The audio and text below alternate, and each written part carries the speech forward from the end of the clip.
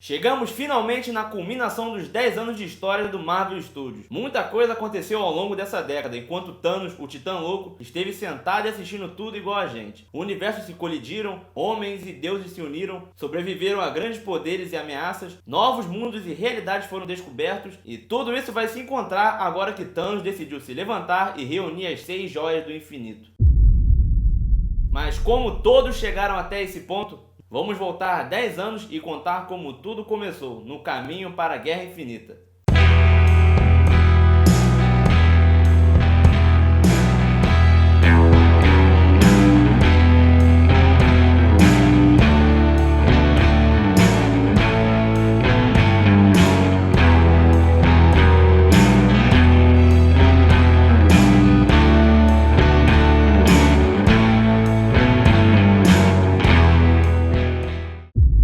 Em 2008, nós vimos pela primeira vez nos cinemas Tony Stark. Desde o primeiro minuto exibindo seu estilo exibido e personalidade excêntrica. E não só isso, o começo de Homem de Ferro 1 já nos apresenta duas coisas importantes. Howard Stark, pai de Tony, teria sido um dos principais nomes americanos na Segunda Guerra Mundial. E anos depois, Howard e sua esposa Maria morriam num acidente. Um acidente apenas. Depois de apresentar um dos seus novos mísseis lá no Afeganistão, Tony foi feito de prisioneiro por terroristas que o obrigaram a construir mais armas para eles. Claro, ele construiu uma armadura fodona, para ele mesmo, e conseguiu queimar geral e meter o pé pra casa. O retorno de Tony Stark à América pegou a atenção de todos, inclusive um agente insistente de uma organização com um nome enorme que fica tentando trocar um papo com Tony enquanto ele desenvolve suas novas armaduras, descobre uma traição antiga, quase morre, supera o inimigo e enfim, revela ao mundo que ele era o Homem de Ferro. E isso levava Tony ao estrelato como um dos primeiros super-heróis dessa nova era de poderosos. O agente, que se chama Coulson por sinal, é a primeira menção da SHIELD nos filmes da Marvel, mas foi mais tarde quando Nick Fury dava as boas-vindas para Tony nesse mundo maior e citando a iniciativa Vingadores. O Homem de Ferro não era o único herói nesse mundo, e enquanto isso, nesse mesmo mundo, Bruce Banner se encontrava na favela da Rocinha em busca de novos meios para acabar com o Hulk. O General Ross recebe a ajuda da SHIELD e toda a sua tecnologia para rastrear Banner. Ross monta um bonde para recapturá-lo lá na favela, e é aí que entra Emil Blonsky. Na perseguição, uns cariocas aleatórios deixam Bruce puto e assim aparece o Hulk. Blonsky vê a criatura e fica fascinado, e é aí que o general decide submeter Blonsky a um experimento, uma recriação de um projeto militar americano antigo, o soro do super soldado. Claro, o soro fez Blonsky dar umas corridas, mas para ele não era o suficiente. Com a ajuda do Dr. Samuel Sterns, Blonsky vira o Abominável. Justamente quando Banner parece controlar seu monstro interno, ele é forçado a voltar ao Hulk, e assim os dois monstros trocam uma porradaria épica. Claro que o Hulk vence, e depois disso Banner volta à sua vida solitária e isolada, mas agora parece que ele tem um controle maior sobre o Hulk. E é depois dessa treta no Harlem que o General Ross recebe a visita de Tony Stark sobre a ideia de reunir uma equipe. O Incrível Hulk marca a primeira e última vez que vimos Samuel Sterns, que ficou com um gancho para se tornar o vilão líder, mas nunca aconteceu. E Betty Ross, saudades. O Incrível Hulk mostrava a primeira participação de um herói dentro de um filme do outro, mas foi o Homem de Ferro 2 que se aprofundava e expandia esse universo de heróis da Marvel. Após se revelar como Homem de Ferro, Tony Stark vira o novo alvo do governo americano, liderado pelo senador Stern. Guarde o rosto desse cara, é importante. O apenas senador conta então com a ajuda de outro fabricante de armas, Justin Hammer, na luta para pôr as mãos nas armaduras e tecnologia de Stark. Entre eles está o coronel das forças aéreas, James Rhodes, o principal amigo de Tony. Tony, inclusive, está morrendo. O reator Ark está prejudicando o seu organismo, já que nenhum elemento resiste ali, e ele não sabe como resolver esse problema. Enquanto ele lida com essa crise existencialista, Ivan Vanko, cujo pai havia trabalhado com Howard Stark no desenvolvimento do reator Ark. Ele adapta o reator para fazer um chicote maneiro e estragar uma corrida de Fórmula 1. Galvão não curtiu isso. E é nesse cenário caótico que Tony cede o controle de sua empresa Pepper Potts, que contrata uma nova secretária, que bem, agora você já conhece bem, né? Essa era a primeira vez que víamos a Viúva Negra nos cinemas. Em seu ápice de crise, Tony Stark celebra seu aniversário só um pouquinho bêbado. Essa bagunça faz com que Rhodes coloque uma armadura pela primeira vez. Ele e Tony caem numa porrada memorável e termina com Rhodes enfim levando uma armadura para o governo. E assim nasciam máquinas de guerra nos filmes.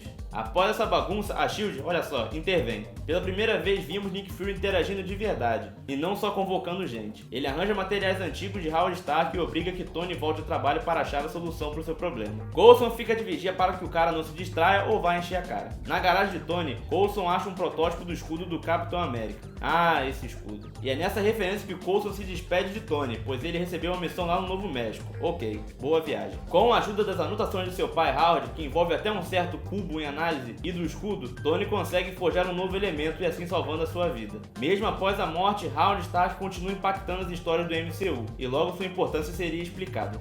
Logo depois rolou uma apresentação de Justin Hammer na Stark Expo, que conta com a real primeira aparição da máquina de guerra, e um ataque de várias armaduras promovidas por Vanco. Era só ter dado o pássaro pro cara. No meio dessa treta temos o que seria a primeira participação de Peter Parker no MCU. Ele é um moleque com a máscara do Homem de Ferro que recebe a ajuda do próprio Tony. Happy e a Viúva Negra, mas a Viúva Negra, né? Ajudam na luta contra os capangas do Hammer e Vanco. E claro, Stark e Rhodes conseguem juntos salvar o dia, mais ou menos, né? Já que o Vanco simplesmente se explodiu. Adeus, mais um vilão não muito aproveitado do Homem de Ferro, mas o mais estiloso. Tony Stark e Nick Fury agora conversam com mais tranquilidade, mas o diretor da S.H.I.E.L.D. e a avaliação de Natasha sobre Tony rejeitam a participação ativa dele, principalmente na iniciativa Vingadores, que ele serviria melhor como um consultor, por enquanto. Nessa conversa, no monitor de Fury, podemos ver uma marcação no continente africano. Você nem deve ter percebido, mas essa foi a primeira referência e aparição de Wakanda no MCU. Ok, Tony Stark sendo premiado pelo Senador Stern, não se esqueçam desse cara. E acaba o filme, passa os créditos até que Coulson chega ao Novo México e a viagem foi longa, hein? E lá ele encontra um martelo numa cratera. E essa foi a primeira aparição do Mjolnir nos filmes da Marvel. Homem de Ferro, Hulk, S.H.I.E.L.D. existiam no mesmo universo, era palpável. Todos levemente reais e humanos, mas foi em 2011 que acontece a primeira expansão desse universo. Deuses existem e magia e tecnologia finalmente se encontravam. Bem longinho da Terra, em Asgard, vivem os verdadeiros pica das galáxias, como todas as lendas e mitologias veneravam. E o rei Odin, pai de todos, conta suas origens a seus únicos filhos, Thor e Loki. Só esses dois, mais ninguém. Anos depois, no dia de coração de Thor como novo rei de Asgard, umas criaturas azuis, não essas, atacam o cofre de Odin. Nesse ataque, quando o Destroyer queima os invasores, podemos ver pela primeira vez na sala de Odin uma manopla do infinito. Bonita, colorida, mas até então só isso. Estragaram a festa de Thor e ele reúne seus amigos e Loki para irem a Jotunheim tirar uma onda com o gigante de gelo. Claro que rola problema e o Playboy de Asgard recebe um amparo de Odin. Mas mesmo com a ajuda do pai de todos, o rei gelado Laufey promete guerra. Por essa merda feita, Odin fica puto da vida e num esporro lendário, bane o Thor de Asgard e o proíbe de ter seu martelo Mjolnir. Thor vai parar na Terra, assim como seu martelo. Ah, então era essa a missão do Coulson. Show! Com isso, a chegada de um martelo preso numa cratera atrai logo a S.H.I.E.L.D., que monta toda uma base para proteger o objeto. Depois de ser atropelado 2 vezes, Thor conhece Jane Foster, Eric Selvig e Darcy, que são cientistas, exceto a Darcy, que estudavam fenômenos como buracos de minhoca. Jane fica doidinha pelo loirinho maluco e ela ajuda ele a chegar até a base da S.H.I.E.L.D., já que ele precisa recuperar seu martelo. Nas instalações da S.H.I.E.L.D., além de Coulson liderando tudo, temos a primeira participação desse carinha aí, o agente Sitwell, que você pode não lembrar dele, mas ele participou de Vingadores, uns curtas da Marvel, agente da S.H.I.E.L.D. e teria certo destaque em O Soldado Invernal. E mais importante, tivemos o primeiro vislumbre do ser superior, o imortal, o nosso Gavigode, Gavião Arqueiro, pronto para derrubar o Thor. Era mais uma peça importante dos Vingadores entrando no jogo, e prestigiando o momento em que o Thor não consegue o martelo e fica choramingando. Em Asgard, Loki descobre que ele é adotado e é na verdade um dos gigantes de gelo, só que não tão alto. Pego por Odin quando o vê abandonado num campo de batalha. Isso aumenta a revolta de Loki e o sentimento de desigualdade. Loki surta e Odin não aguenta a onda de mentira e entra num sono profundo. Sem Odin e Thor, Loki conspira para ajudar os gigantes de gelo a invadirem Asgard, e manda o Destroyer pro Novo México para derrotar o irmão. Podia ter mandado o Heisenberg, que seria mais fácil. Pinta um clima entre Jane e Thor, mas quando ele prova sua dignidade e recupera o martelo, ele volta para Asgard a tempo de expor Loki e impedir seu plano de explodir em Jotunheim. Ô bicho traidor, hein? Para isso, Thor é forçado a tomar uma atitude drástica, destruir a Bifrost. A ponte arco-íris, o principal meio para chegar até Jane, que é óbvio, né? Os dois se amam. Thor e Loki são salvos por Odin. Pera, ele acordou?